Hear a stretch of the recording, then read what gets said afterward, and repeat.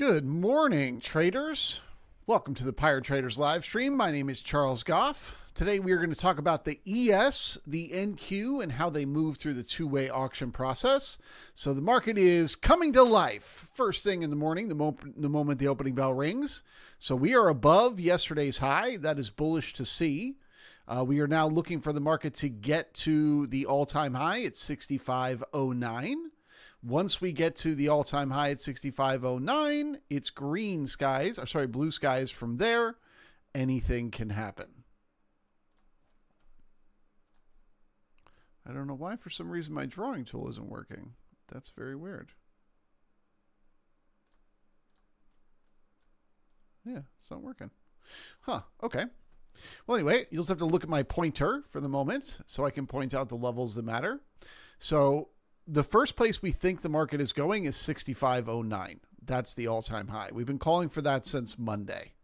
The market has just been very close to the all-time high. It's been behaving in a way that we call imbalance, in which case it is heading up to the all-time high. And the all-time high is also weak because it was created during an overnight session, which makes it a magnet to pull on price. So our assumption has been since Monday that we were going to come to this all-time high. We have no idea what is going to happen beyond it, whether we'll get above 65.09 and keep going or get above there and turn around and start coming right back down. We do not yet know. We just know that is the target for the market to get to. So now, okay, that's bigger picture, swing trading. What are we thinking? So intraday today, what are we now thinking? Well, we're saying anything above the opening price, anything above 6,500, any support, which would literally be right now around 65.02, is buyable for the market to come back and test that all-time high. So as long as we stay above 6,500, we are bullish to get to 65.09. If the market comes back through the opening price, so if we come back through 6,500, then we are in a chop zone. Okay, that chop zone is essentially from this weak L period low that we left behind yesterday at 64.86 up to the previous day's high at 65.02. So if we cross through the opening price now, if we cross back through 6,500, we will look for a pullback down first to 64.95, potentially even 64.86, but then we would look for the market to find support and come back up. Okay. As of now, that is not what I am predicting. I am predicting that we are going to continue higher from here. I am bullish. And they gave us literally no time to make a decision this morning. And that is because of short covering. A lot of people before the end of the day yesterday, they bought puts, maybe expecting that NVIDIA earnings could cause a market to crash or whatever. Well, they woke up this morning and they don't want to hold those puts anymore. So as they cover those puts, the price of the market goes higher. So we are bullish for now, and we got to see how far they can push it.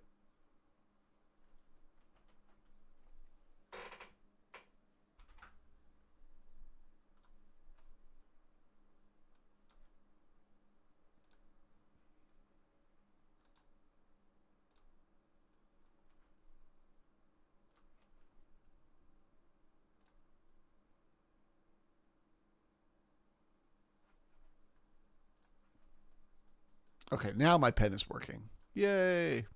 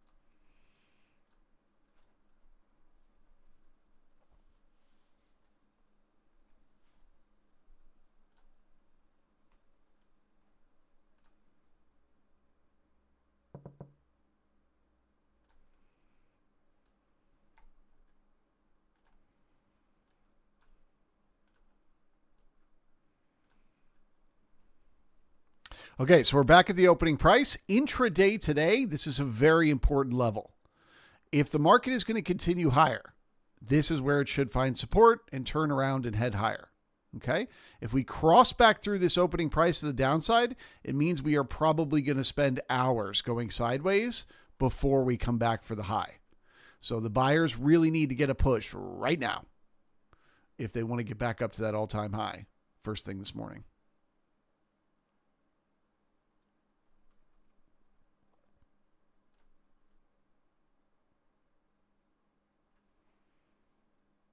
Can they hold it?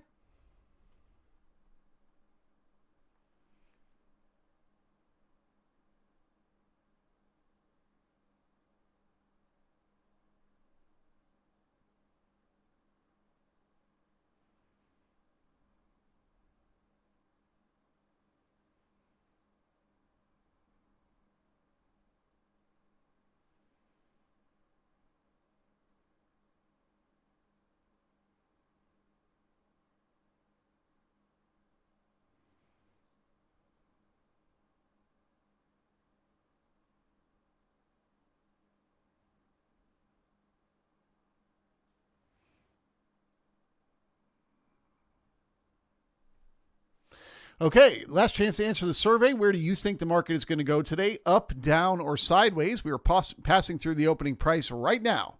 So if you want to change your vote, this is the moment. Up, down, or sideways? Where do you think the market is going to go?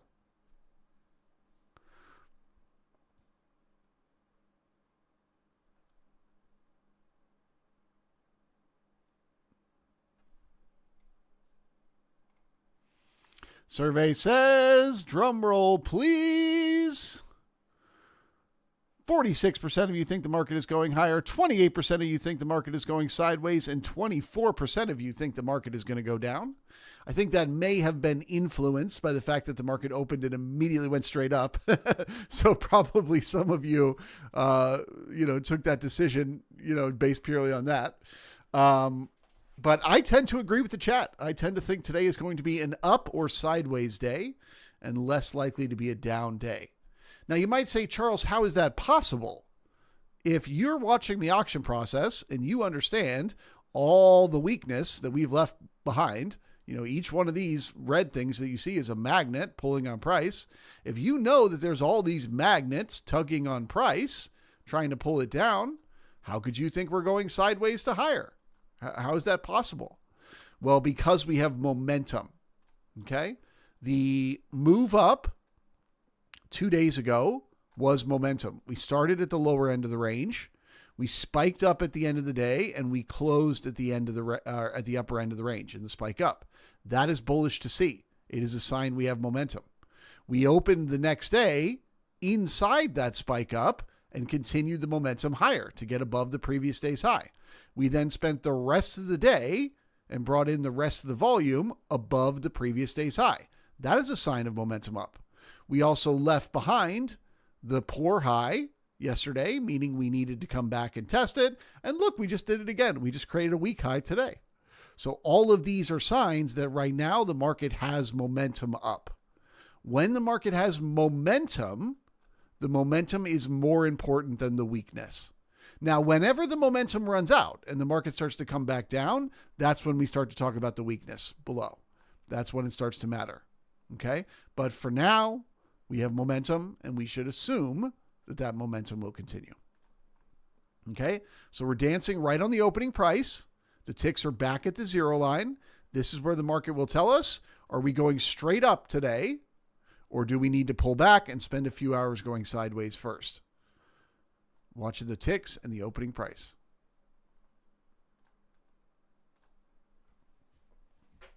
The more times we pass through the opening price, the more bearish it becomes. They really want to stay above 6,500.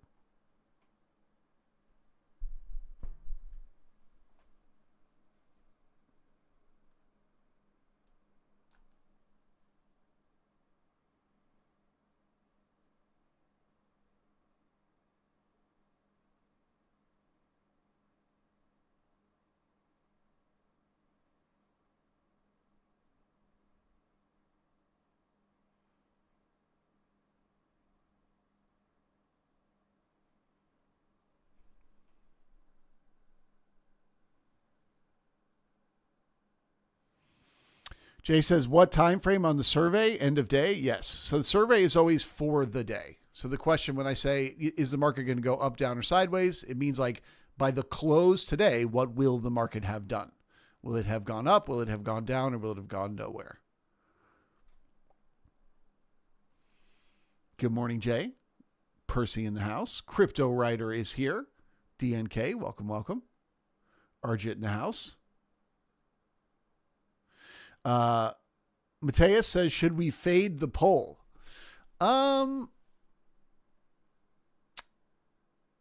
Generally speaking, it's a good strategy.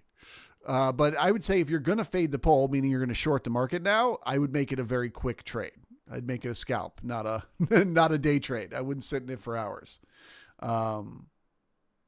Because like I said, to me, sideways to higher is the most likely thing for today. Okay, so passing back, this is the second time we've passed through the opening price.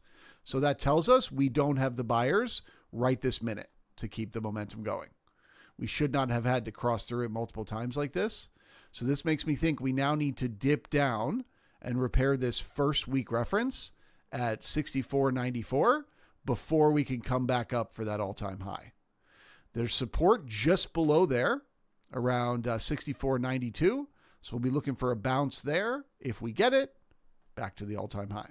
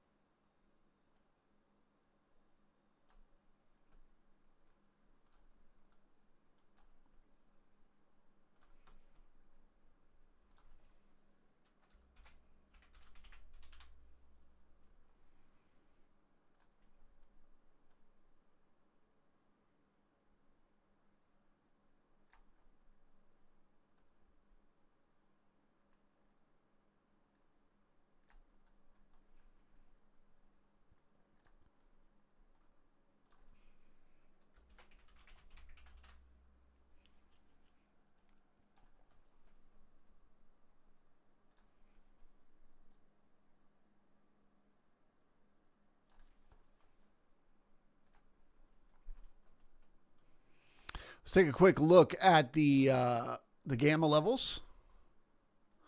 Get an idea of what's going on with the market from an options perspective. So overall gamma today is pretty blue. Okay, that's pretty positive gamma. That generally tends to lead to more choppy sideways, sort of pinned type of markets. Markets that if they do make a big move, they retrace at some point that day. As opposed to markets where they make a big move and then stay in the new location. We definitely have more gamma exposure above price than below right now. So that tends to be more bullish and lead to a higher probability that the market wants to explore, higher prices than lower. But that is obviously changing minute by minute throughout the day as the participants change their bets. Again, boy, all week we've had this where we have the blue below price on the delta pressure and the red above. So that is basically support below and resistance above. Again, confirming a choppy sideways type of day. Not that the market can't move higher or lower, but just that it'll retrace once it does.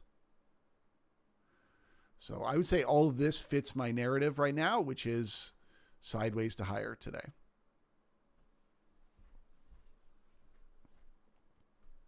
Okay, so once again, we are looking for the market to come back through 64.94.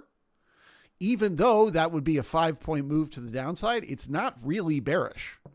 It's just dipping to give stronger hand buyers a chance to step in.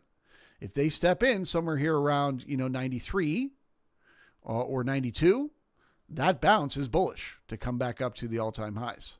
So let's see if they can hold it.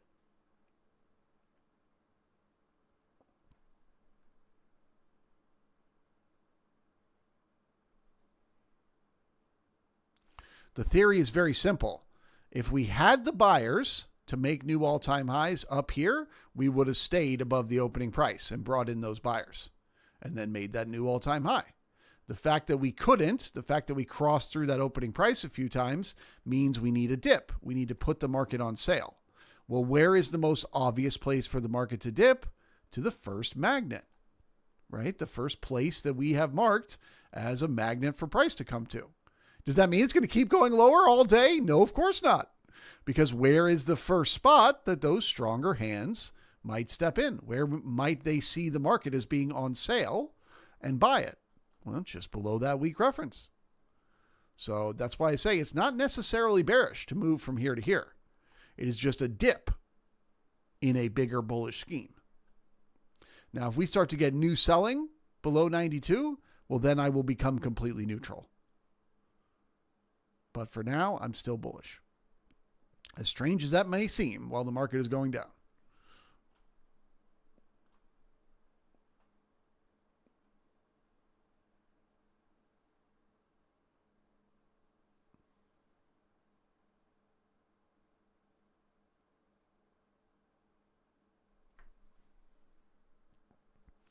Mark in the house, good morning to you. Sook is here. Welcome, welcome. Crypto Rider in the house. Crypto Rider says the SPY made an all-time high yesterday. Well, that's all the more reason for the ES to make one today. Okay, so that's the repair of the weak reference. So we've now taken away one of those magnets pulling price down. Now we say, can the buyers step in? Now that that magnet is gone, can they step in here and turn around and push us back through that opening price? If they can, it's bullish to head back up to the all-time high. If they cannot, it means we need to dip down to the next week reference, 64.86. So we're watching those ticks for a bounce that would tell us buyers are stepping in. We have not gotten that yet.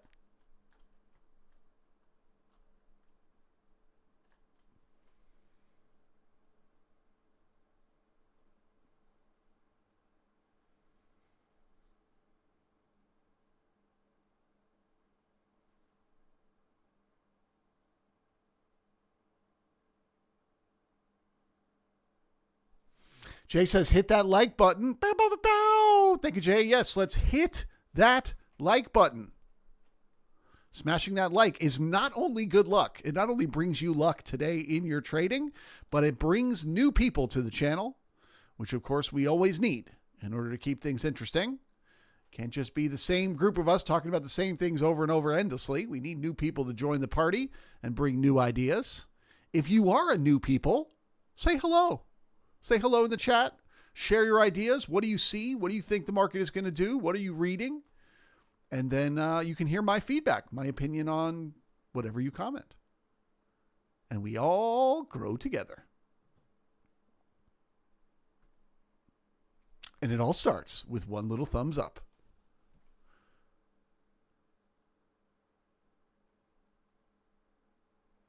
Willie T in the house. Ahoy to you. Trevor is here. Ghost Rider, Will, Grizzly Bull, Osei, good morning to you. Laura is here. Mr. Knife Art, he says 10 a.m. we'll decide. Do we get some numbers at 10 a.m.? Numbers at 10. What will happen then? Okay, here's where I want to see that bounce in the ticks. Showing me that buyers are buying the dip.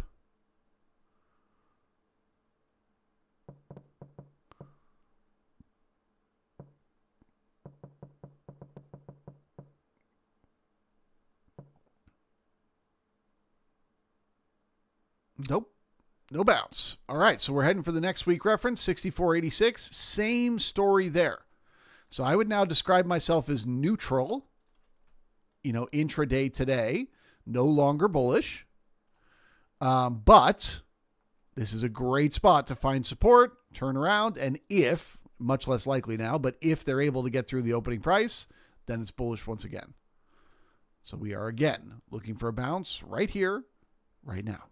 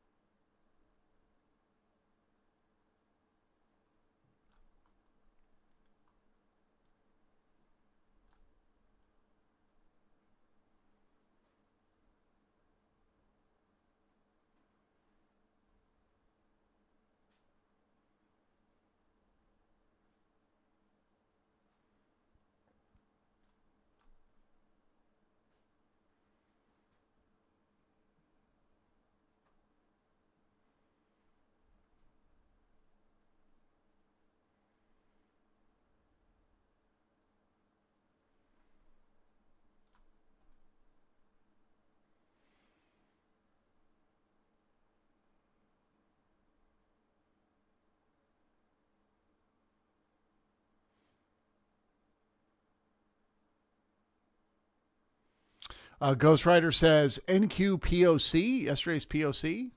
Let's take a look at the Q.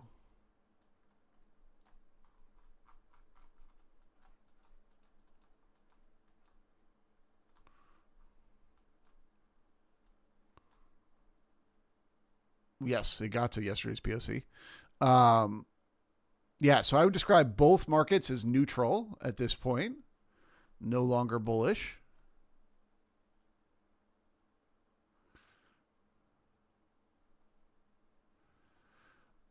Yeah, and this is like, yeah, they're both in the exact same place. So if they're going to get bullish and they are going to continue higher, like right now this morning, both of them are right at the support where they should find it. So for the NQ, that's going to be this area right here, basically right where the low is, 23,595. That's going to be the last chance for the bulls to reverse the market and get back through the opening price. If they can, great, right back up towards today's high, right? This thing will just chug along. But if they can't, it'll mean we need a bigger pullback down into yesterday's range. So that'll be for the ES, the level I've marked by the arrow, and for the NQ, the current low. If they dip below those levels, it means we're going to have a sideways day, not an up day. Let's see what happens.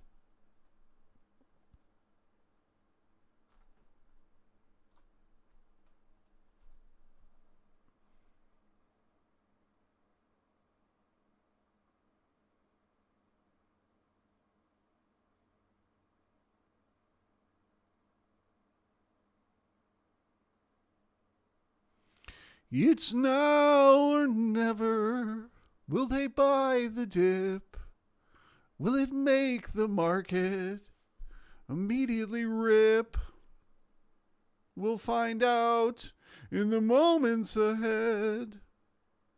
It's now or never to buy the dip.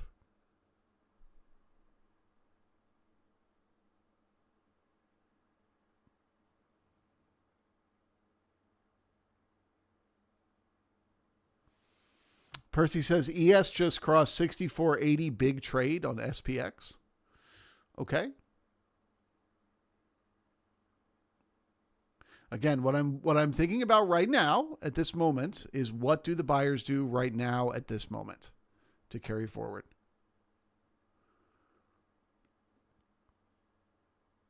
I always look at the market as an auction process, right? Just like an art auction. If they keep lifting the bid, the auction is going to keep going up. If they keep lowering, it's going to keep going down until somebody's willing to buy or sell, right? So we know we have momentum up. We're one time framing higher on the daily. We have higher highs and higher lows than yesterday.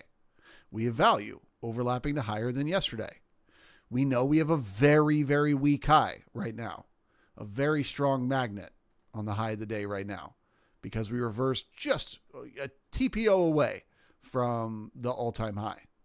So we know both of those things. All of those things are bullish.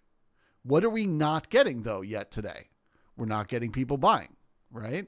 They pushed above the previous day's high, couldn't hold it, came back down through the opening price. They pulled down into support, couldn't hold it, had to dip down to the next support. So we've got signals that the market should go up, and we're just waiting for that moment where the buyers realize it and they start to step in and buy the market. Anything else other than that right now is noise, because we're either going to bounce or not, and it looks like not.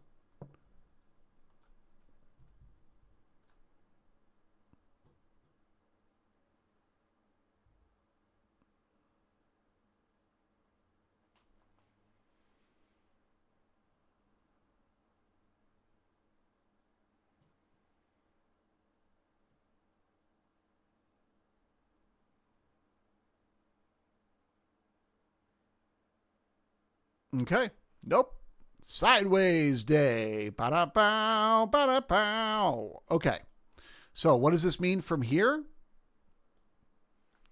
Well, now we watch previous support. We'll say this area right here around 64.88 to become resistance. If this becomes resistance, then we're bearish to test yesterday's low. If it does not, if we push right back through it, then we're just going sideways, probably for hours. Remember, we started the day looking at that gamma. What does it mean when it's all blue? Right? It means sideways. It doesn't mean bearish. It just means sideways. So that's where I'm at now. I see it as a sideways day. If 88 starts to become resistance, I will become bearish to test 73. If not, it's a chop zone. A lot of chop zone.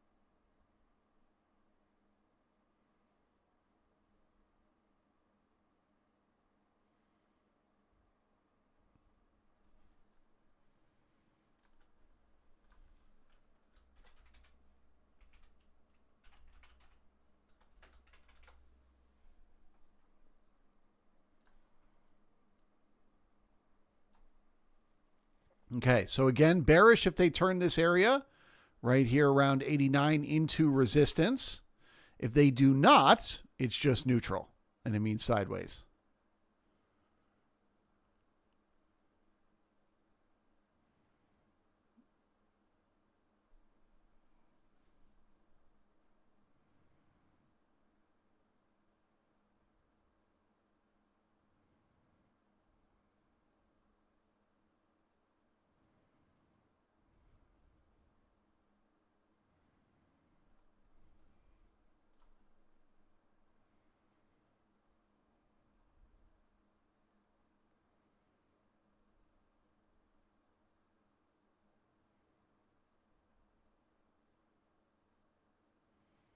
Okay, we have resistance. That is bearish to see.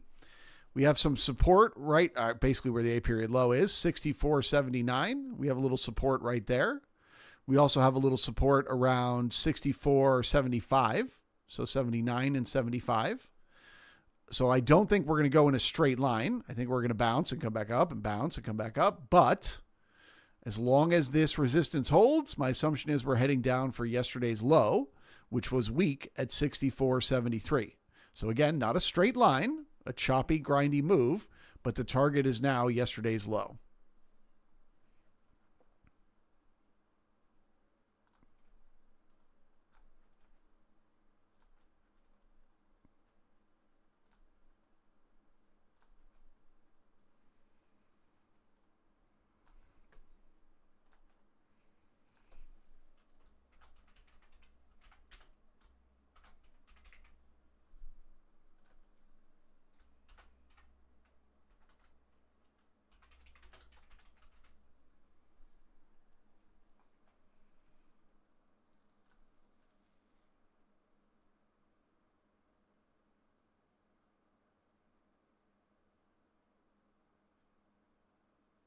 Okay, moment of truth for those sellers.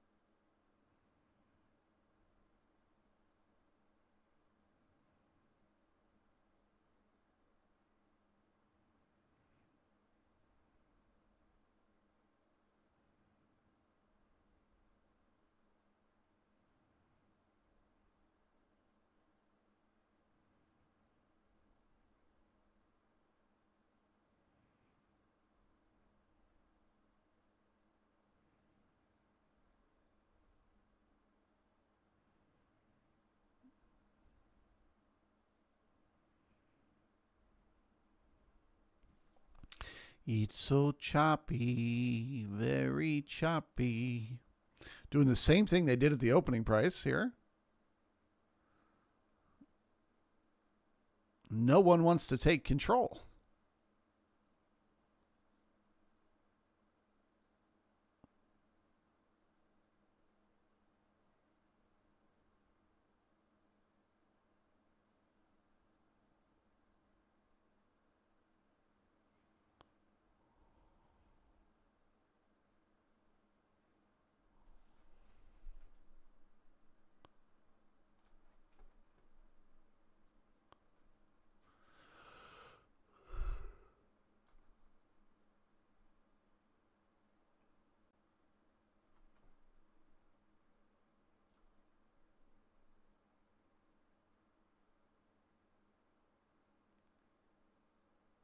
Okay.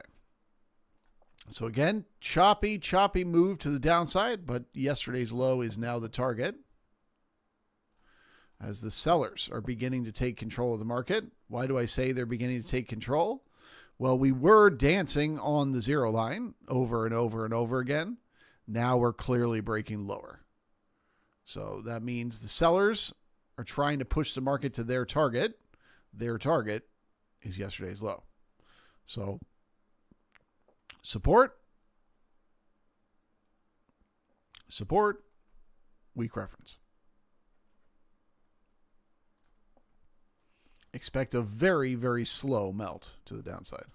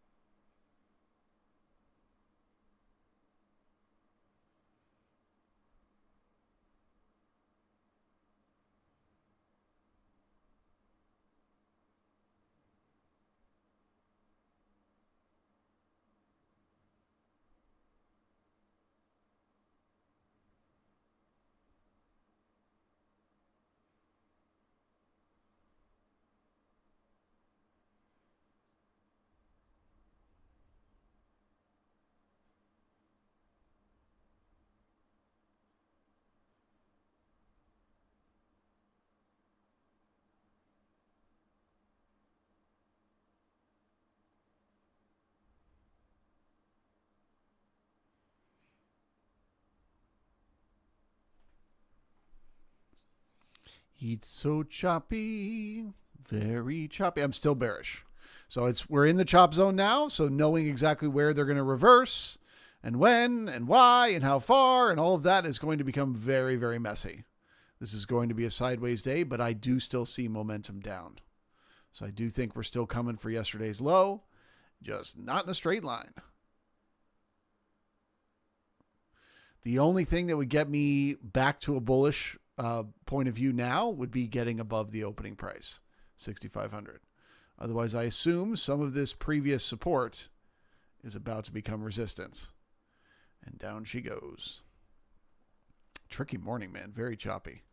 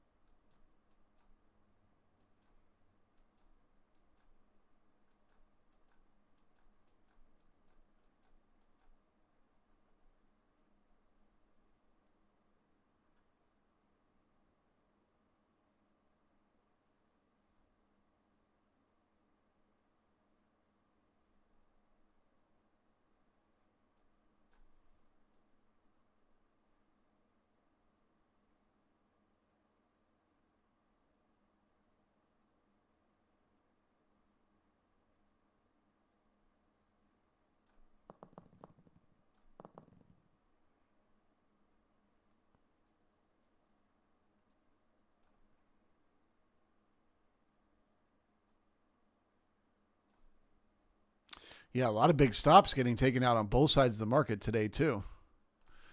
A lot of people unwinding their positions from yesterday.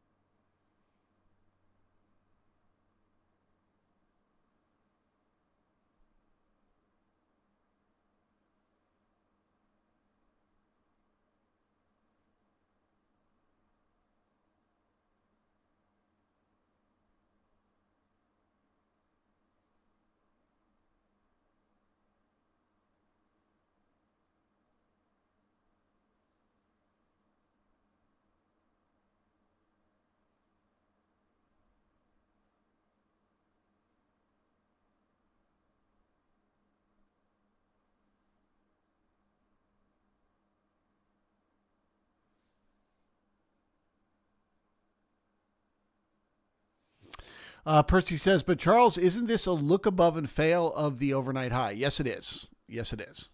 The thing about a look above and fail is it always has to be in context, right? So I would not have shorted the overnight high today with that weak high. Now, if we'd have just gone 2 more points up and then come back down, I would have been screaming look above and fail. As a matter of fact, I would have been predicting it.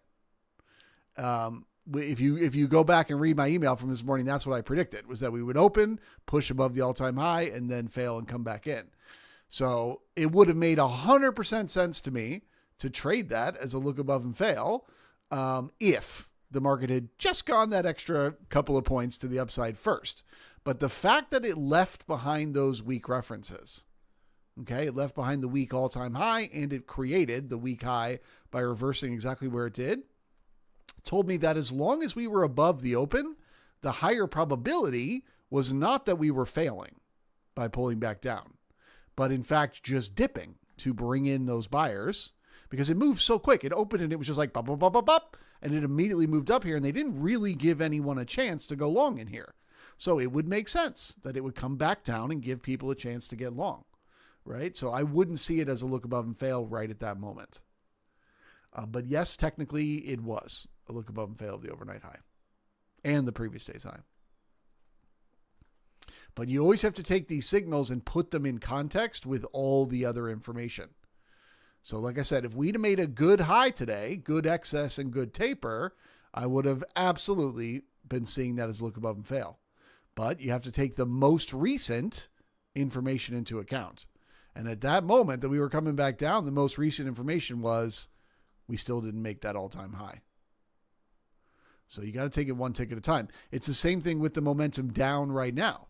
I should be seeing this as chop, right? This was the chop zone low right in here. That was your chop zone. So we looked above the chop zone high and failed. That should have taken us to the chop zone low. We looked below the chop zone low and failed. That should take us back up to the chop zone high. Yet I'm bearish. Why? Because of the ticks. Because the ticks are spending time below the zero line right now, and because of the value. Earlier today, the value was overlapping to higher. It was up here, the blue box. Where is it now? It's down here now. Now it's overlapping to lower from yesterday, which is bearish to see. Also, it's right up against the low of the day, which implies we need another poke to the downside.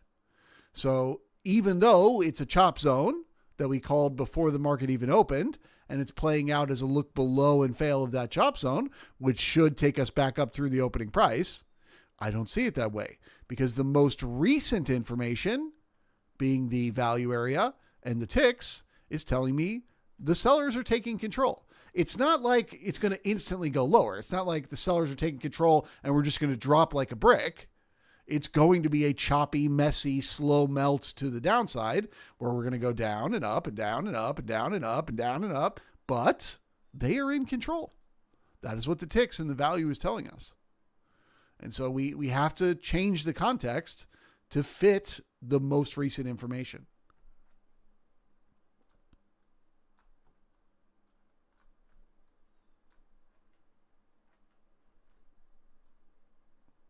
I teach all of this and more in my Mastery of Markets and Minds workshop. If you've been thinking about signing up, now is the time. It starts next month. We're less than 2 weeks away. There's, of course, a link in the description for that.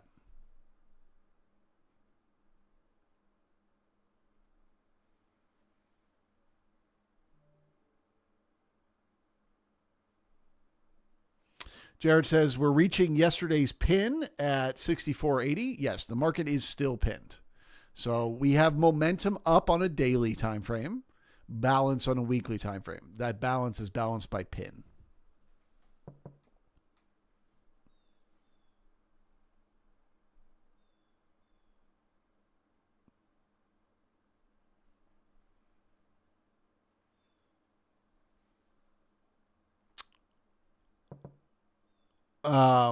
Jay says the ES bounced right off yesterday's single prints, 64.80. So those are not single prints. That's a buying tail at the low. But you are right. It bounced off the B period low, which is a very exact reference. When does the market reverse at very exact references? When the market is pinned. That's why we got a reversal at the high today, right at the previous all-time high. It's why just now in the B period, we got a reversal right at yesterday's closing price. It's why in the A period low, we got a reversal right at the B period low from yesterday. You will tend to notice those exact reversals at those exact areas when the market is being artificially held in place by the bots. And that's what we've had all week. But for those that are new to the channel and they're so confused now about everything that I'm saying, for today, for right now, for intraday today, I am bearish that we're coming back down for this low. That's all you need to know. Don't get confused by all the different jargon and all the different conversation. It's going to be choppy. It's going to be sideways. It's going to go like this a whole bunch.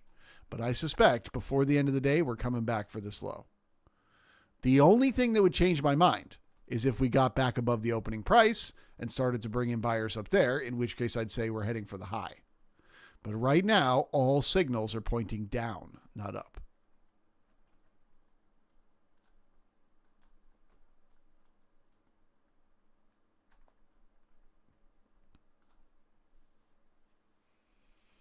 And we just have to accept the choppiness. We know the market is pinned. We've been discussing it all week. So when the market is pinned, we have to be okay with the market being choppy.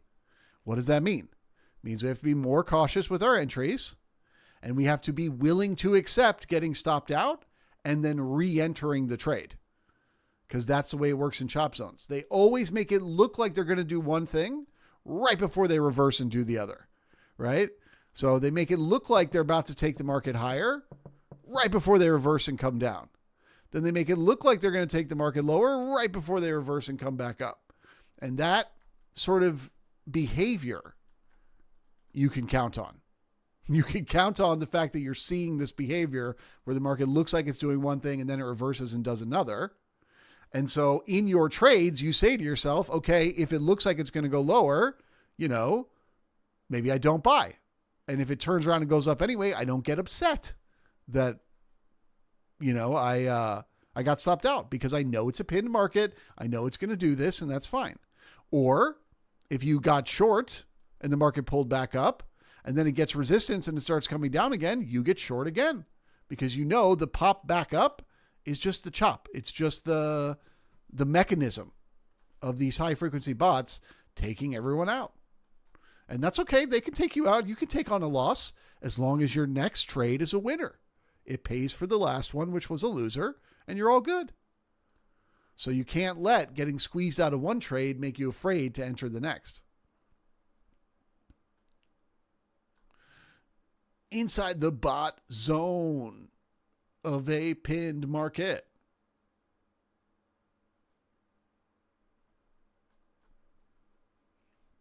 Speaking of the market being pinned, the fact that we still have this iceberg up here at the B period high at 64.94 increases the odds that the market will come back up to that level again. Now, if it disappears randomly, which it can at any moment, then it doesn't matter. But right now, this tells us we're going to keep chopping for a while in here. We're not ready for that move lower just yet.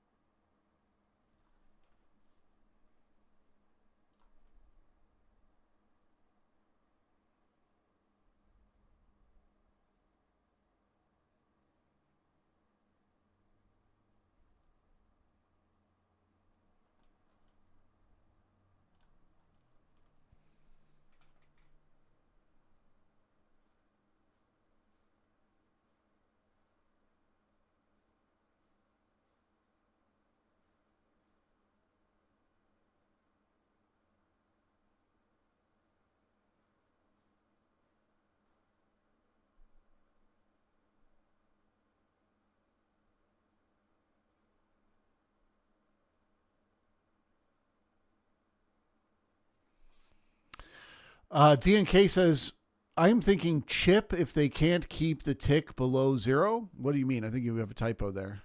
Chip? Oh, flip? Is flip what you mean?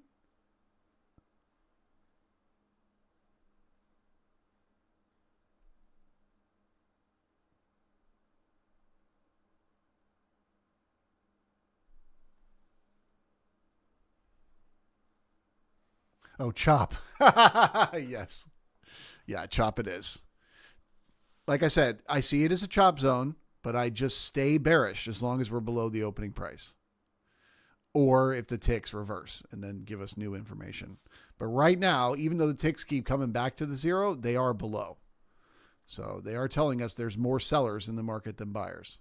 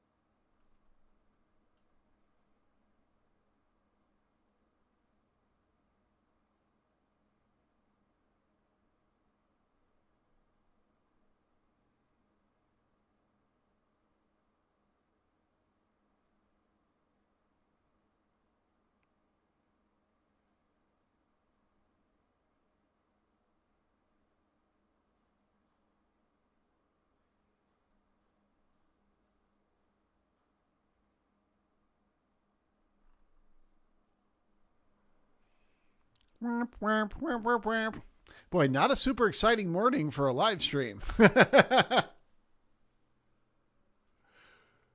You guys got any questions? Let me know in the chat.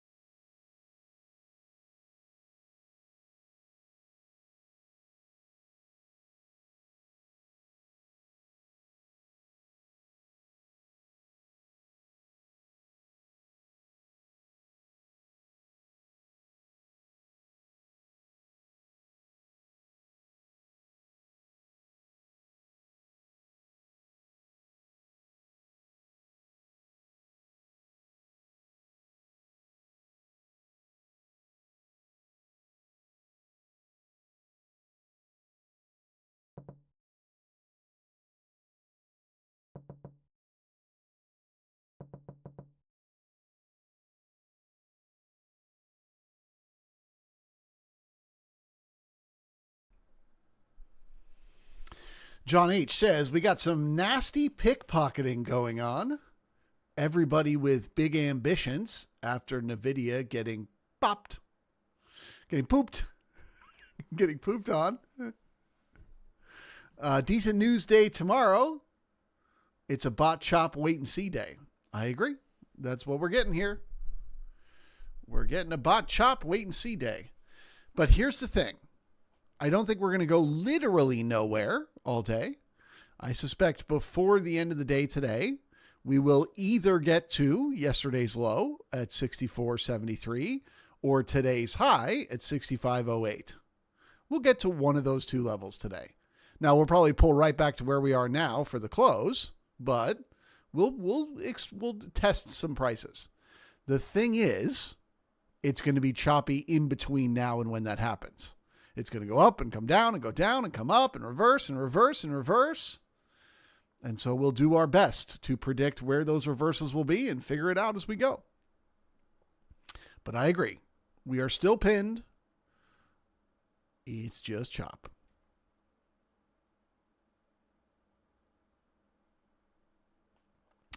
Jason S. says, is the poor high a stronger magnet than a weak low?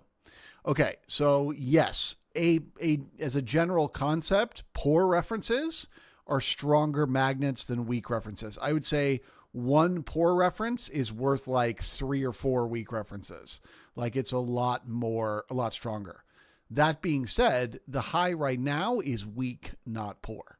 Okay, so for a high to be poor, you need multiple reversals at the exact same level intraday. So yesterday's high was poor because it was, the M reversed exactly at the J period high. Okay. Whereas the low was just weak. So this was the stronger magnet when the market opened this morning. Okay. But now today for us intraday, it's the same. Weak high and weak low from yesterday. It's the same amount of pull. I would say this one's stronger because of the additional weak high of that all-time high right next to it. But what do we always say? I think I may have even said it in the email this morning. What is more important, momentum or weakness? Right? That's always what we have to ask ourselves. Momentum is more important. So intraday today, at this very moment, we've got a weak high and a weak low. Both are a magnet pulling on price. This one's a little bit more weak because of the all-time high. So we say to ourselves, okay, this has got more weakness. This is a stronger magnet. But the next question we ask is, does the market have momentum intraday? Well, yes, it does, right? What is that momentum intraday? How do we read it? The look above and fail of the previous day's high and the overnight high, followed by value being overlapping to lower, although that is literally changing as we speak. The value area is pulling back up. But a second ago, the value area was right against the low of the day and overlapping to lower from yesterday. So that's the sign. It's not a lot of momentum. It's a very minor, tiny bit of momentum, but there is a bit of momentum down right now intraday. So if we've got momentum down, we don't worry about weakness. So that means the weak reference to the downside is a target for the market to get to as long as we keep having momentum down. But if suddenly we stop getting signals we have momentum down, for example, the value area starts to lift up here, which it's starting to do right now, or the ticks start to get above the zero line, right? If they were to suddenly start to stay up here, well, then we'd say we don't have momentum down anymore. If we don't have momentum down anymore, then this weak reference stops being a target. It stops mattering. So we have to constantly be asking ourselves that question. What is the momentum? Like intraday at this moment, what is the momentum right now? And then what are the weak references that are targeted based on that momentum?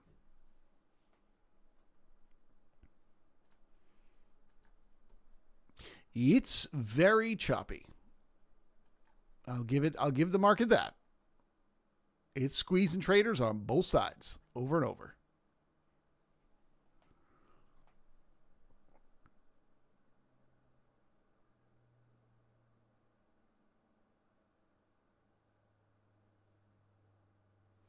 DNK says, can we take a look at NQ and Bitcoin? Yes, sir.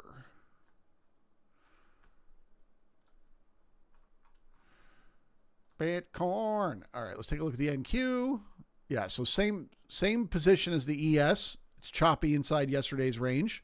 Now, the Q did just get back above the opening price. So that takes away any bearishness. So I would not be bearish on the NQ the way I'm bearish on the ES right now. The NQ is just completely sideways to me. This is completely neutral. If they get back above yesterday's high, which is also the current halfback, and they turn it into support, I can actually start to become bullish on the NQ. But right now, I would say I'm 100% neutral.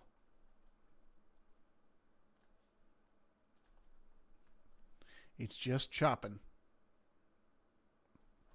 Let's take a look at the corn.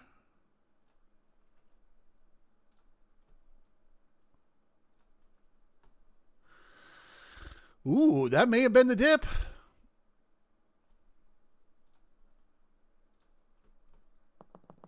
Yeah, that may have been the dip, y'all. So now we're going to watch these trend lines coming down from the highs as resistance. That's a terrible drawing right there.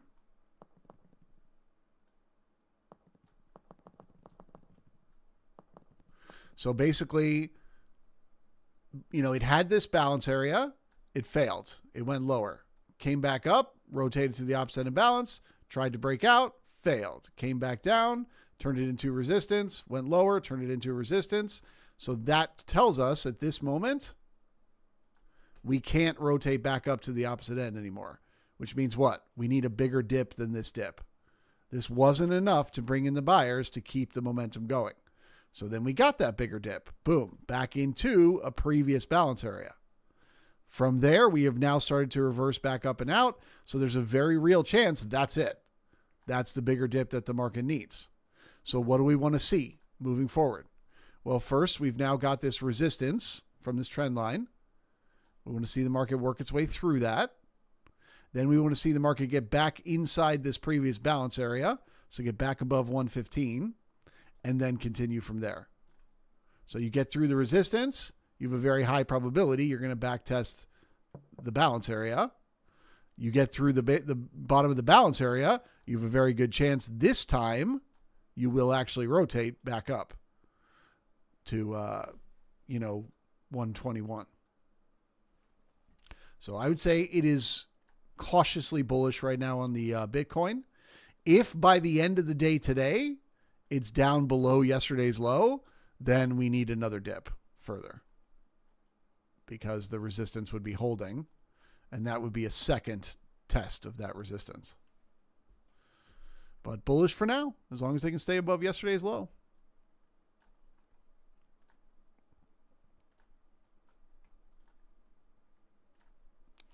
On the Bitcoin. What about gold, they say? I was talking about this earlier. I feel like gold is setting up for a big move up. It's not there yet, but just a look of it. Balance. The last look above and fail only made it halfway. That increases the odds. The next one will work and break out. And you're talking about gold to, 3670, 3680.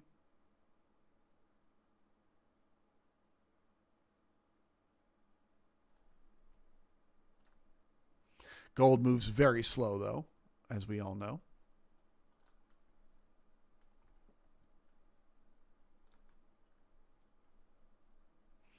Oh, wouldn't you know, the C period went up and reversed exactly at the B period high. Did we at least get rid of that iceberg? Yes, we did. That is some bot shenanigans, y'all. A period high reverses at the all-time high. A period low reverses at the B period low from yesterday. B period high reverses at the closing price from yesterday. B period low, nothing special about that. C period high reverses at the B period high. The market is pinned.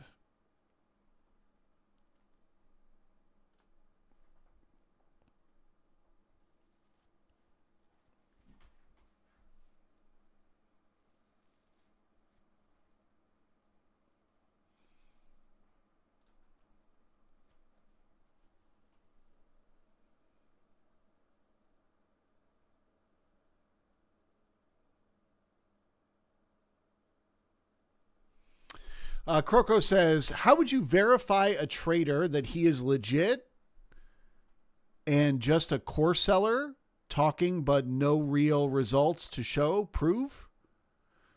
Too many course sellers have been a scam trader.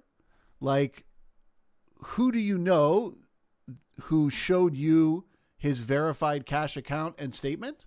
Well, the answer is no one. Right there. I didn't learn from anybody who showed me any verified cash statements. I learned from Jim Dalton, who famously will not tell anyone how he trades or ever share his trades or his trading results. So why did I learn from Jim Dalton? Because what he taught me worked. That's what you're looking for. You're looking for somebody who you learn from, who you watch their live stream or you read their book or you listen to their podcast or whatever it is. You consume information from them, however they put themselves out into the world, and the information they share turns out to be true. It helps you in your trading. Okay, that's what you're looking for, is somebody who the stuff they teach is really actually helping you. And so what you have to ask yourself is this person just talking and I'm getting nothing from it? Or is this person saying something that's opening up my mind to new ideas, new things that I'd never thought about before? Is opening up my mind to these new ideas helping me to be better? Because the thing that's complicated about trading, okay, is that everyone wants to learn how to trade from somebody who's like a huge expert killer, you know, like somebody who's just crushing markets every day. But unfortunately, those people aren't generally good teachers. Even if they're willing to teach, they're generally not that great at it. You know what I'm saying? The same thing is true in sports, right? The people who end up being really good athletes, you know, an excellent basketball player, an excellent football player, they make terrible coaches, right? They generally don't make they've tried. All the major leagues have tried making former players into coaches, but they never turn out to be all-star coaches. The all-star coaches tended to be mediocre players. Like they were maybe good enough to play in college, but most pro basketball coaches were never good enough to play pro basketball. So you don't necessarily need to learn from somebody who's a killer. You don't need to learn from somebody who makes 200% a year returns on their trading, because those people probably aren't good teachers anyway. What you want is a good teacher, somebody that's good at sharing information in a way that you can absorb it. Right? The basketball coach who taught Michael Jordan how to play basketball was not as good as Michael Jordan, right? The coach that taught, Tiger Woods how to play golf, which was his dad, was not very good at golf. So what they're good at is coaching. They're good at teaching. So that's what you want to look for, is when you listen to this person talk or you read their book or you watch their podcast or whatever, are you learning from it? Are you absorbing information? So that's part one. Part two is every single person is different. So even if you find somebody who will show you they make 200% a year returns on their trading, doesn't mean if you learn their system, you're going to make 200% returns, because a system in trading is based on psychology. Okay, speaking of which, I am no longer bearish this market. So you guys know, as I said, it's a chop zone, but that I was assuming the market was going to head back down for the lows. This much time poking at the B period high means that that's not what's happening. We're just going sideways. So to me, this is completely neutral at this point, and we need to wait until there's a clear edge one way or another. We might have to wait for the break of the initial balance, although if the ticks can start to pick a direction, maybe we can get a tighter edge before the initial balance. But yeah, there's nothing here. But anyway, so that's the other trick side of the coin. Like, this is something I think about a lot with my own teaching, is that I know, 80 to 90% of the people that sign up for my workshop, they're not ever going to trade like I trade. They're never going to enter trades the way I do. They're never going to have the results that I have. Not because they're not smart or hardworking or disciplined or want it bad enough or any of that stuff, but because they're not me. They don't think like I think. Their brain doesn't process information exactly the same way my brain processes information. Now, to the 10 to 20% of people who sign up who do think like me, who do process information like I do, they should be all in. And if they're all in and they commit to it, they will be profitable traders and they will be very, very successful. What I teach works like magic if you're the right person for it. And that was the difference for me with Jim Dalton and all the other people with all the other courses. And believe me, I took tons of them. I took tons of courses, read tons of books, the whole 9 yards. And the thing that was different about Jim Dalton and all the others was when he talked, he sounded like me. Not just talking about markets, but life in general. Like the way he perceives the world, the way he acts, the way he processes information, that's how I think. And so I said to myself, I have so much in common with this guy, Jim Dalton. The way he talks, even the books that he was recommending when I took his course, I had read all of them and I loved them. They were all among my favorite books. I was like, man, me and this guy just see the world the same. So I was like, if this system, if trading the auction process and using market profile, if it works for him, it must be able to work for me. And so unlike any other course I took before that, where I would take a course, for example, I take a course on trading with Fibonacci, and then I'd spend like 6 weeks trading with Fibonacci. I wouldn't be profitable. And I'd be like, fuck this. And then I'd take a course on trading with RSI and MACD. And then I'd trade with RSI and MACD for 6 weeks and I wouldn't be profitable. And I'd be like, fuck this. In this time around with Jim Dalton and market profile and this auction process thing, I decided I'm not going to do that. I'm not going to just throw it away and say, fuck it, it's bullshit if it doesn't work for me right away.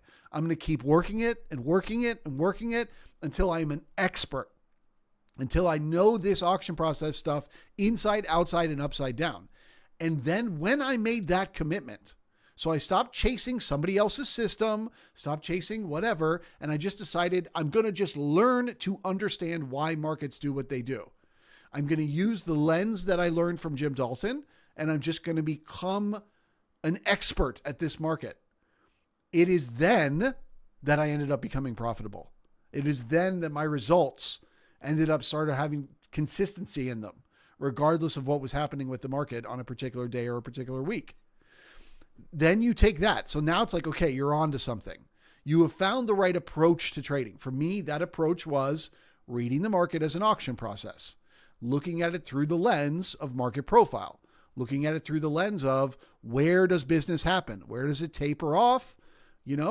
Where does it reverse? Where does it spend a lot of time and bring in a lot of volume? I found the right lens to look at the market. Then it was a process of adding to that complexity, right? So then it was, all right, I need to start creating trading principles. I need to start creating rules just to tell me when I can and can't trade. Because I look at my trading results and I see that when I trade on a day that has a tight range bound day, I have a totally different performance than on a day that's elongated, where the market is trending a certain direction. So, okay, let me make some rules for myself that'll stop me from over trading on those range bound sideways days and will help me to stay in the trades for longer on those, trending days where the market is making a big move. So then you start working on, and these are just me by myself. I'm not learning any of these from anyone else. I am on my own, studying my own behavior, my own strengths and weaknesses. And I'm saying, what are my weaknesses? How can I make rules that stop me from doing those things? What are my strengths? How can I make rules that get me to continue to, move in that direction and do those things? And so then the more you do that, suddenly your results get better and better. Your consistency becomes more and more consistent, and you adjust those rules over time, right? Then you start getting into individual trading setups, and you start to say, should I be trading long every time the market is trending up? Well, no, because sometimes this and sometimes that. So to get long, I need to see X, Y, and Z. And you just slowly build out a structure like that, little bit by little bit. I promise you, I don't care who the guru is that you start with. If you just pick any of them, anyone, and just become a master at what they teach, learn to understand it as well as they do, okay? Then work on your trading principles. Work on honing a set of rules that are specifically engineered to you, and then work on honing your setups, taking trades where You only execute trades. You only actually enter when all your criteria meets up.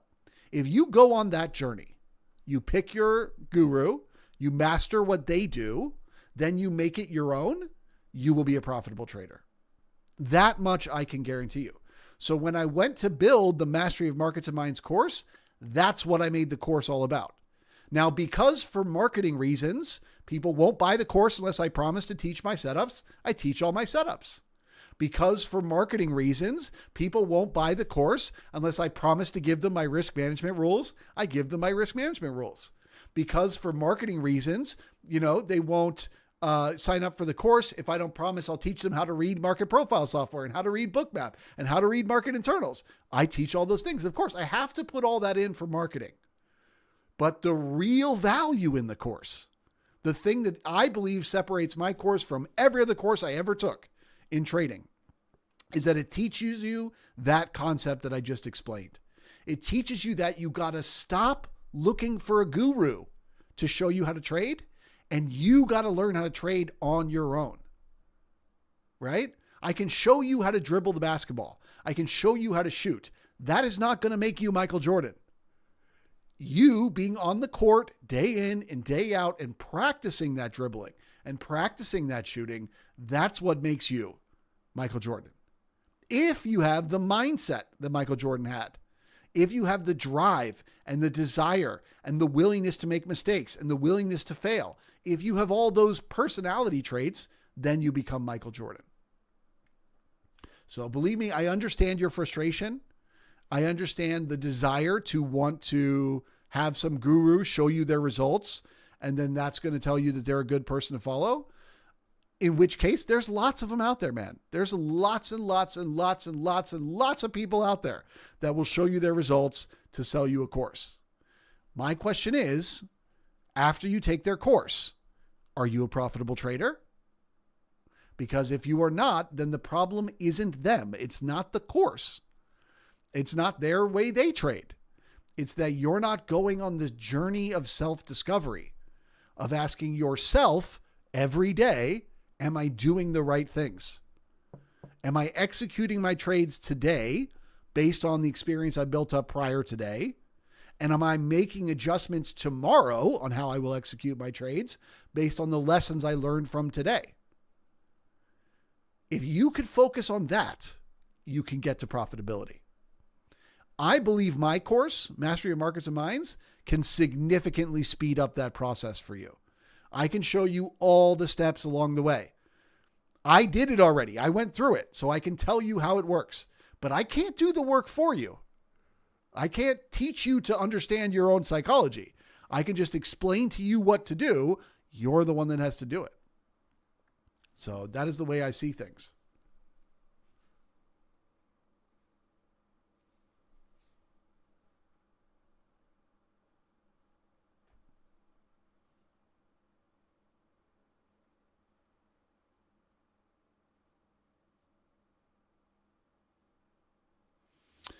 Corco says a platform statement talks for itself, right? Not 750,000 a year from course selling, like Camilio Risso does. Yeah, I don't know who that is.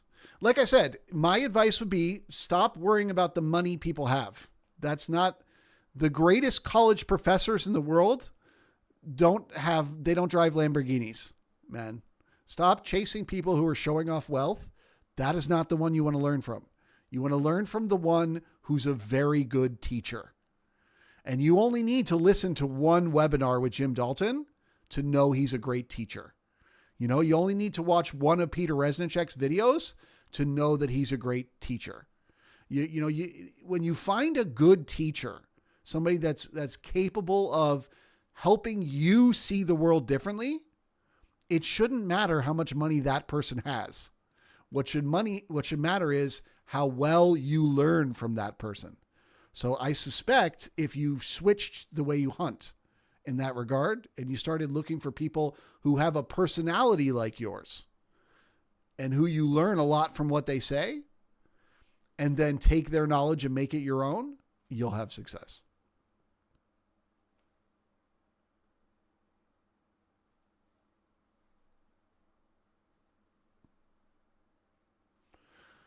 Lucas says that guy is a trader that combines supply and demand with order flow and seems legit and gives out a lot of free sauce. Great.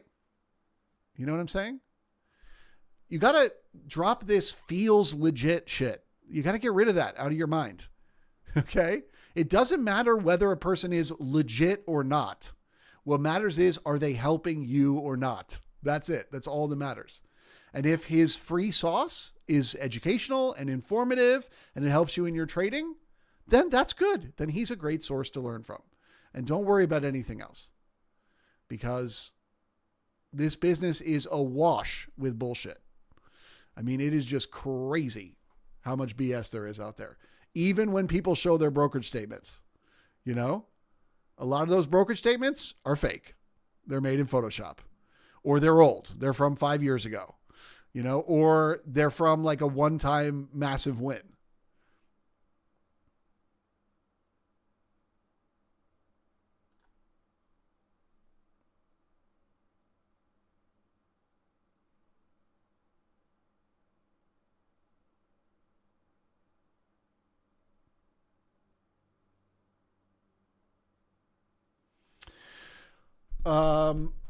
Intraday Predator says, would you classify yourself as a day trader or a scalper? I would classify myself as a day trader, definitely not a scalper. That's not to say I never take a scalp trade, but it's very rare. So my way of trading, and honestly, nowadays I describe myself more as a swing trader even than a day trader, because nowadays I'm generally tending to sit in trades for 2 to 3 days. But my way of trading is very simply this. Okay. I take the information that is available to me from the market minute by minute throughout the day. So at the opening this morning, what information is available to me, right? I take that and I use that to decide to get into trades. So if the market has an all-time high, that's a target to the upside, and it's looking to get there and it pushes above the previous day's high and it comes back down and it turns that previous day's high into support, I get long right there with a stop below the opening price, targeting the move right there. Okay. So it doesn't matter to me once I enter that trade, whether I get there in 5 minutes or 5 hours. That's the trade. The trade is the setup. The trade is the idea that we're above the previous day's high, we're bringing in support, and we've got a target to the upside, right? So let's say then I get stopped out. We don't quite get to my take profit target. The market comes back through the opening price and it stops me out. Well, then I'm saying, okay, there's no trade right now. I need more information. So I got some support levels I watch to see, does the market find support there? If it had found support at one of those levels and come back up through the opening price, I could get long in that trade again. If it doesn't, I got to figure out what's the next thing that's going to happen. So in today's case, what's the next thing? Fucking chop sideways, which means there's no edge, there's no trade right now. But if a trade were to suddenly present itself to me, I might get in that trade and take profits 2 hours later. I might get in that trade and take profits 2 days later. You know, I've started using options much more to execute my trades than futures, because options allow you to get chop.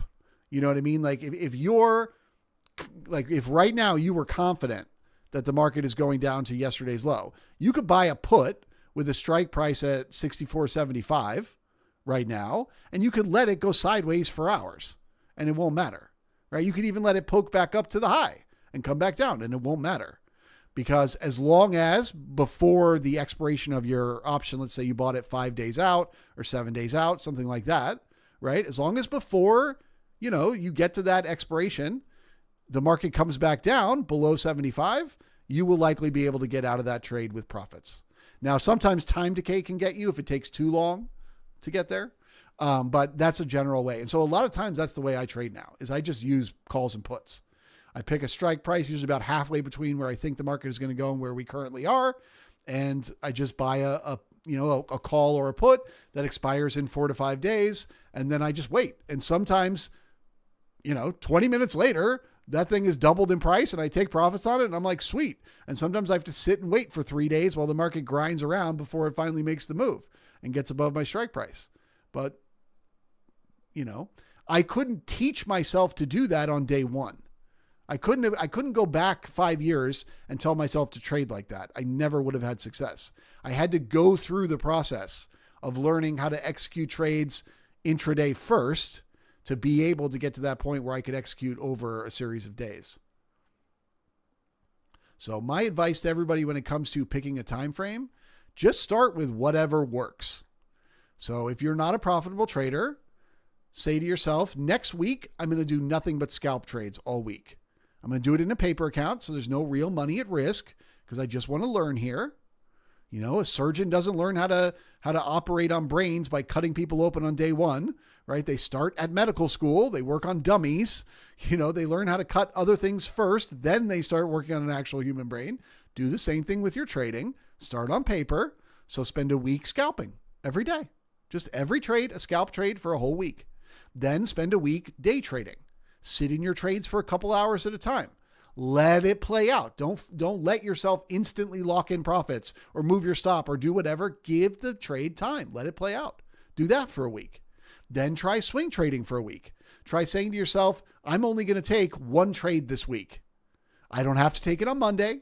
I don't have to take it on Tuesday. I'm going to give myself one trade this week. I get one single trade and it either works or it doesn't. And then you spend your whole week waiting for that one perfect opportunity to come. Try all three. And then after a 3-week period of time, you will know which trader you should be. And that you'll be able to do that by asking yourself a couple of questions. One, which of those 3 weeks did I enjoy the most? Like, which one was I going nuts? If during the scalping one, you just felt exhausted because you're all day, every day looking for the next thing and the next thing, the next thing, well, then that's probably not right for you, right? But if on the day trading week, you were bored out of your mind all the time and you were like, fuck, I can't even pay attention because there's nothing to do. Well, then maybe you should be a scalper, right? So first just figure out what time frame feels the best to you, right? Which time frame are you the most comfortable operating on? Then try to become an expert on that time frame. So if you like taking, 20 trades a day and each trade is for 2 points and you're getting in and getting in and getting in and you have to stay glued to the screen all day. If that's what you like, then find professional scalpers, people that do it for a living, that are teaching courses or writing books or doing podcasts or whatever it may be. Seek those people out and master whatever they do. Then make it your own. Then you'll be profitable. Or if you're a day trader, same thing there. Or if you're a swing trader, same thing there.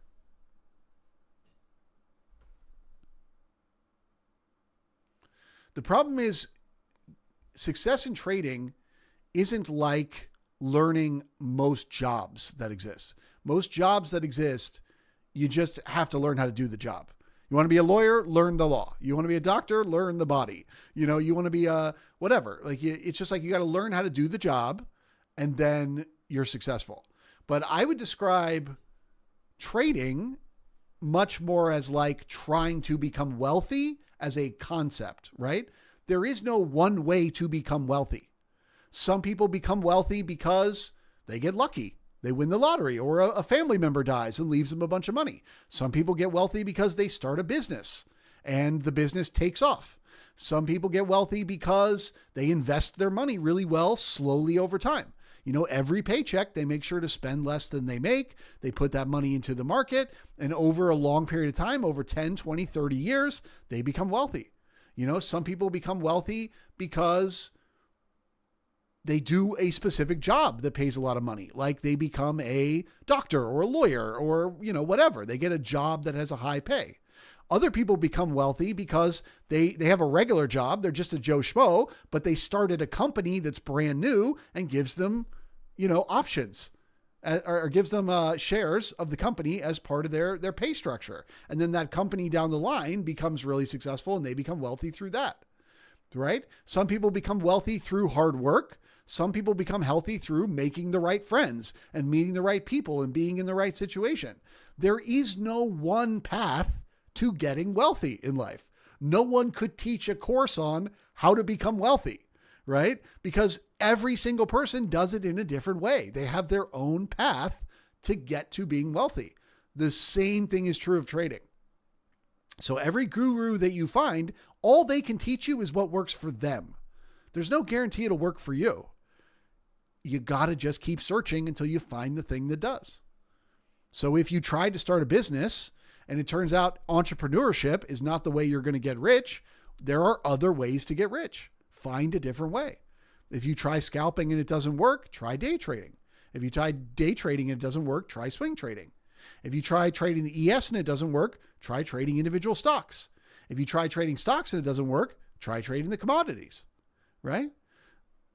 That's all you got to do is just stay on the journey of self-discovery until you figure out the way to have success. And it sucks. It's not easy. None of this is easy. That's the downside. It's not simple. It's not easy. It requires a lot of effort on your part. But I'm telling you, I make my money from trading, not from selling courses or from the brigade. Okay? I make like nothing from the brigade. So I make less than $1,000 a month from the brigade. Believe me, that's not how I make my living. I make it from trading. And I can tell you as somebody who makes their living from trading, it is worth it to go through everything you have to go through. It is worth it to not have a boss that you have to report to. It is worth it to be able to live anywhere you want to live. You know, for years, I wanted to move out of the city and live in a more rural area because I just like peace and quiet and I don't like being surrounded by a lot of people. But I felt like I had to live in a city for work. Well, now I live in fucking paradise. I live in a place that feels like it was custom built just for me and my wife's personality. We absolutely love living in Cape Cod. I can only do that because I make my living pushing buttons on a computer and I can do it from anywhere, right? So there's a lot of things like that you just have to keep reminding yourself that getting to success in trading will suck. It will be hard. It will be a long, arduous, difficult journey, but it's worth it if you stick with it. It is absolutely worth the effort. In the same way that starting a business to get wealthy is worth the effort. In the same way that, you know, making sure that you spend less than you make and investing the leftover to grow wealthy over time is worth it. In the same way, inventing a new product that ends up being really successful is worth it. Once you get to success, the path it took to get there won't matter anymore. And you just got to remind yourself that right now while you're on that path.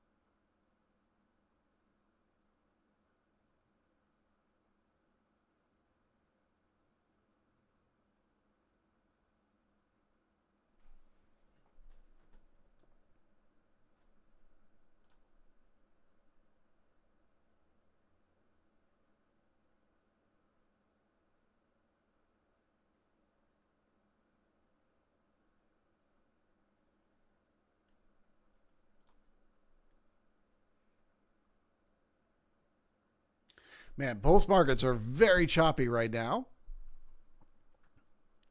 The NQ looks more bullish than the ES. If the NQ can hold the overnight high here in the D period, if it can stay above 23,689, and the ticks can start to hold the zero line, and continue higher, then I think the NQ will head up for the 8-period high and start one time framing higher. The ES, I'm not quite so sure yet. It's looking like it wants to build momentum up, but it still can't get above the opening price. Look at where the C period reversed. Exactly at the opening price. Look at where the D period reversed. Exactly at the B period low. So the ES, without a doubt, is still just doing its pinned bot, rotation. So I would not say that the ES is anywhere near bullish yet. But the NQ has a chance if they can turn that overnight high into support. Tale of two markets here today.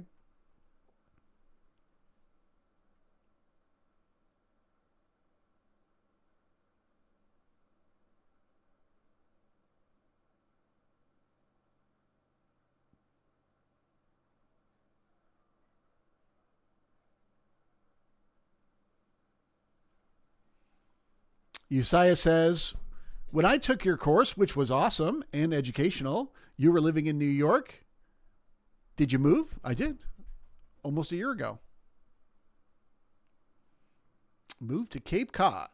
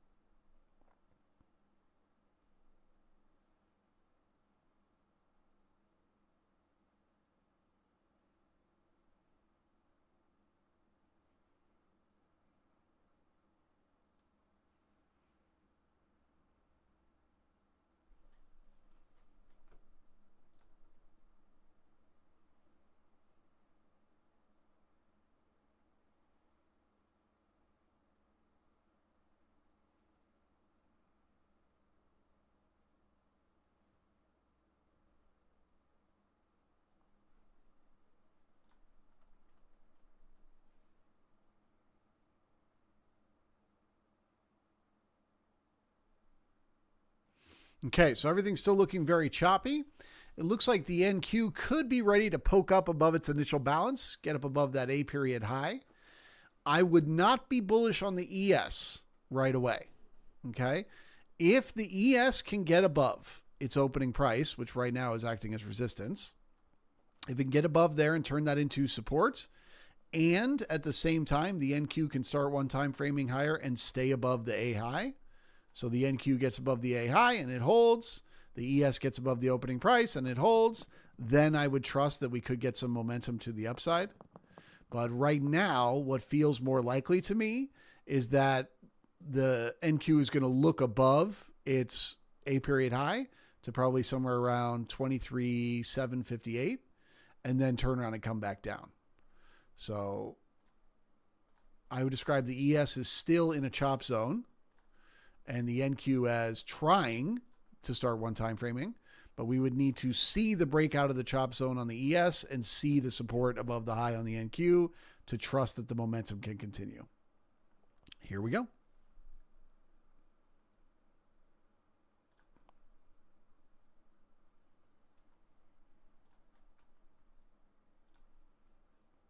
There's your new high.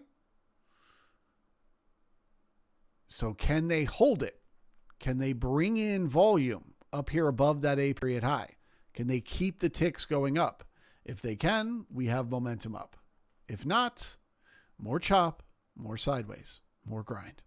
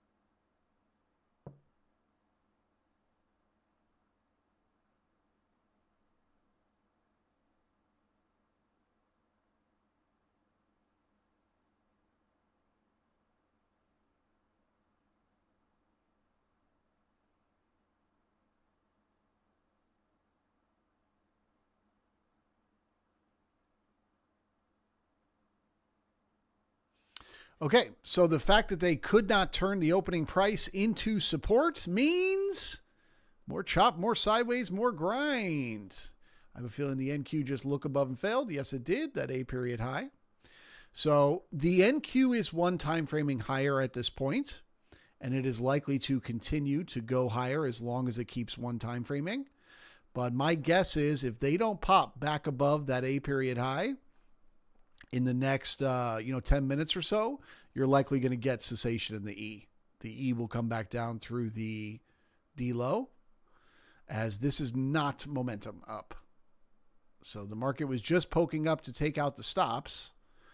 And if they can't bring in new buyers in the next 10 minutes, they probably won't after that.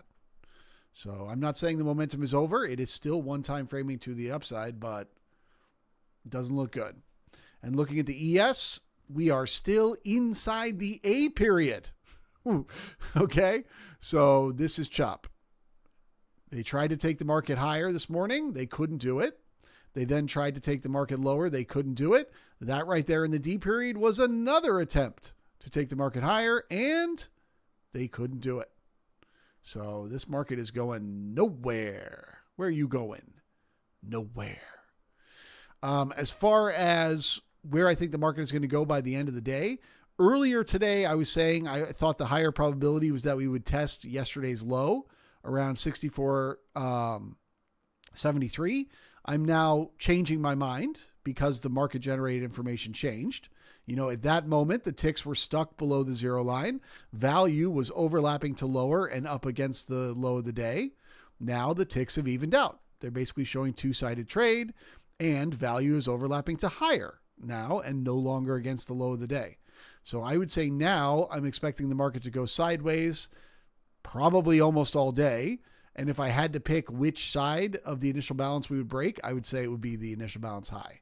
But I don't think it's going to happen now. I think it's going to happen hours from now. So I suspect this is about to become a very boring day. Or continue, I should say. DNK says, has the options flow changed? Let's take a look. So it's always changing. Oh, fuck, I hate this when I have to log back in the middle of the day. Uno momento, por favor.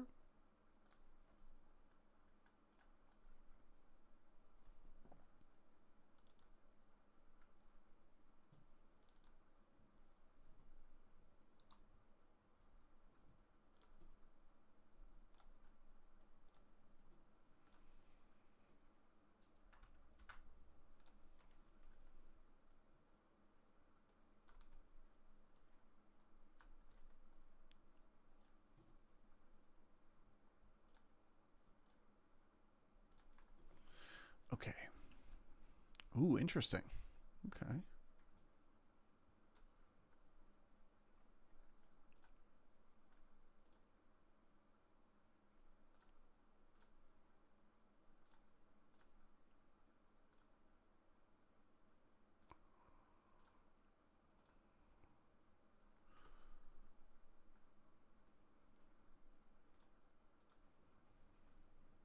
Okay, so gamma overall, looking at the heat map here, hasn't changed much. It's a little bit darker. It's a little bit less blue here, or a little bit less purple. So that is, more even split than there being a strong positive gamma or a strong negative gamma. So that's not really that informative, but it is still more blue than it is black or red. So that means sideways. That means more of a pinned market. Let's take a look at the delta pressure. Delta pressure has changed a lot. So let's just zoom back to 9:30 and let's look at what this market looked like first thing in the morning. So we'll look at where are the largest nodes, the strike prices with the most gamma. How do those change throughout the day? And then we'll look at the heat map here that's showing us the delta pressure. The delta pressure is showing us how much options market makers have to hedge, right? In the beginning of the day, very blue below, very red above. So sideways day. Support below, resistance above. Let's see what happens. As we move through the day, the option strike prices above price just disappear and a bunch of gamma comes in lower. So people are buying puts. Okay. Look what's happening to the heat map. We're starting to get into a black zone here. Uncertainty. All of a sudden, market makes a low. People start buying calls. Okay. So that's shifting from down here was where most of the gamma was to back being up above us. Boom. Flash forward all the way to right now. So this is the way I read it. Sideways for now. These targets up here, that's going to be probably 65.10, 65.05, and 65.10. Those are the SPX levels. Those are the upside target for the market, right? As long as those remain very large gamma levels, the market will more likely want to go test them. Okay. So that's a target to the upside. We see that, at least as of right now, above there, it's actually blue. It's not red anymore. So what that means is if they can get up to those gamma levels and they can keep it going, that can actually cause extension to the upside. Nothing for us to think about right now, but just if the price gets up there and that is still blue above price leads to extension, whereas red above price is resistance. Okay. We also have a ton of support below price down here on the lower end of the range. So this to me reads as sideways, but that as long as these gamma levels stay, this big, 99 percentile, we're likely to head up and test those at some point later on in the day. So same as I said with price action, sideways, looking to test the A period high at some point.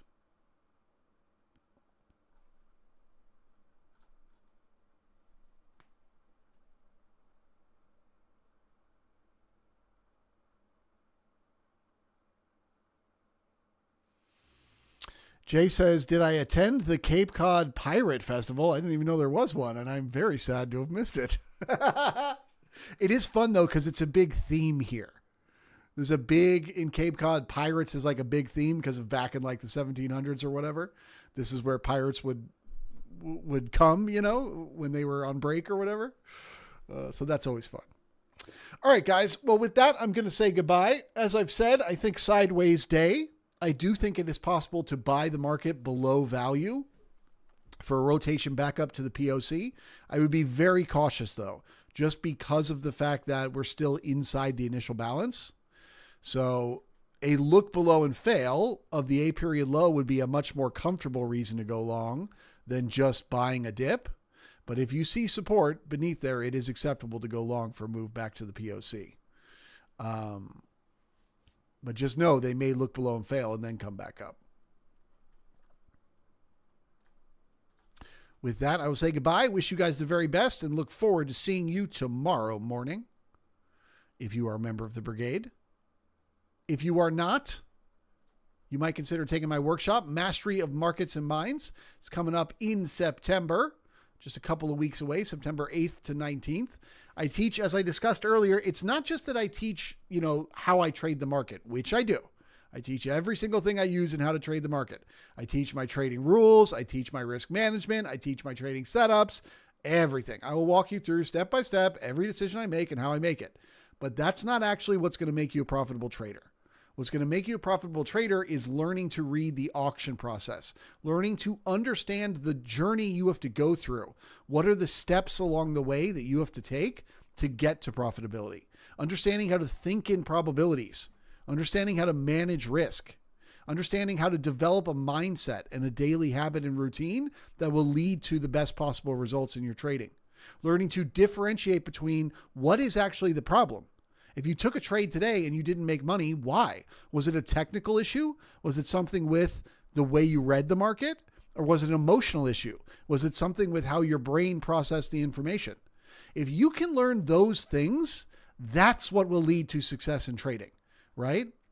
Good habits, good routine, good mindset, understanding the auction process, developing setups, developing a system of risk management. By doing all of those things, and every single one of them is custom tailored to you. That's what I teach.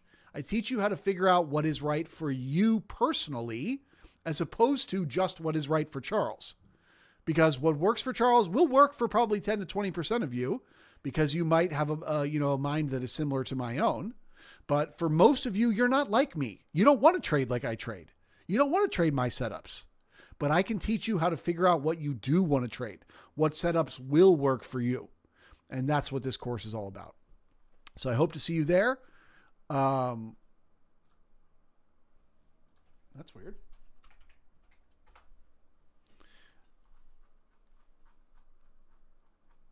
You know, if you want to see the medals on my chest and you want to see how well I've done, just read the reviews from the other people that have taken the course. Those are my medals. That's what I'm proud of. I'm proud of how many traders I've helped move forward in their trading. And if you scroll on down to the very bottom, the clock of doom, you only have 10 days and 23 hours left to sign up for this course. So I hope you do. With that, I'll say goodbye, and we'll see y'all next time. Thanks a lot.